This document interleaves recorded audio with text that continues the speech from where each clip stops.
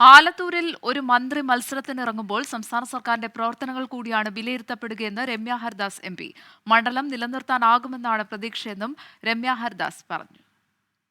Alathur MP. Ramya ഹരിദാസാണ് നമ്മളോടൊപ്പം ഉള്ളത്. വീണ്ടും ഒരു തെരഞ്ഞെടുപ്പിന്റെ സമയത്തേക്കാണ്. എത്രത്തോളമാണ് നമുക്ക് ഈ മണ്ഡലത്തിലെ വിജയപ്രതീക്ഷ? എൻ്റെ മണ്ഡലംകാർ എനിക്ക് നൽകുന്ന ആത്മവിശ്വാസമാണ് എൻ്റെ ആത്മവിശ്വാസമായിട്ട് നിങ്ങൾക്ക് എൻ്റെ മുഖത്ത് നിന്ന് കാണാൻ സാധിക്കും. ചെറുപ്പക്കാരിയായ ഒരു എം.പിയാണ്. അതുകൊണ്ട് തന്നെ യുവാക്കളുടെയും പുതുവോട്ടർമാരുടെയും പിന്തുണ വലിയൊരു ഘടകമായി മാറി. യുവാക്കളുടെ ഒരു വലിയ പിന്തുണ അത് ആലത്തൂർ പാർലമെൻറ്റ് മണ്ഡലത്തിൽ എൻ്റെ വലിയ ആത്മവിശ്വാസം തന്നെയാണ്. ഈ മന്ത്രി കൂടെ എതിർ സ്ഥാനാർത്ഥിയായിട്ട് മത്സരിക്കുമ്പോൾ ജനങ്ങൾ സ്വാഭാവികമായിട്ടും ഈ സർക്കാരിൻ്റെ ഒരു വിലയിരുത്തൽ കൂടെ ആലത്തൂരിൽ നടത്തില്ലേ എന്നുള്ളത്.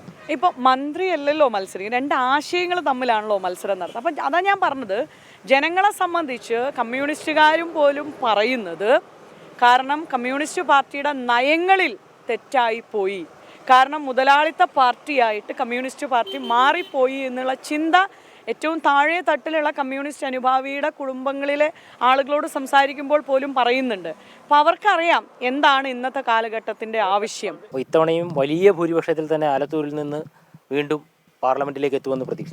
എൻ്റെ ആത്മവിശ്വാസം എന്ന് പറയുന്നത് എൻ്റെ മണ്ഡലത്തിലെ എൻ്റെ കുടുംബാംഗങ്ങളാണ്. ആ ആത്മവിശ്വാസം തന്നെയാണ് മുന്നോട്ടുള്ള യാത്രയിൽ എൻ്റെ ഏറ്റവും വലിയ ഊർജവും.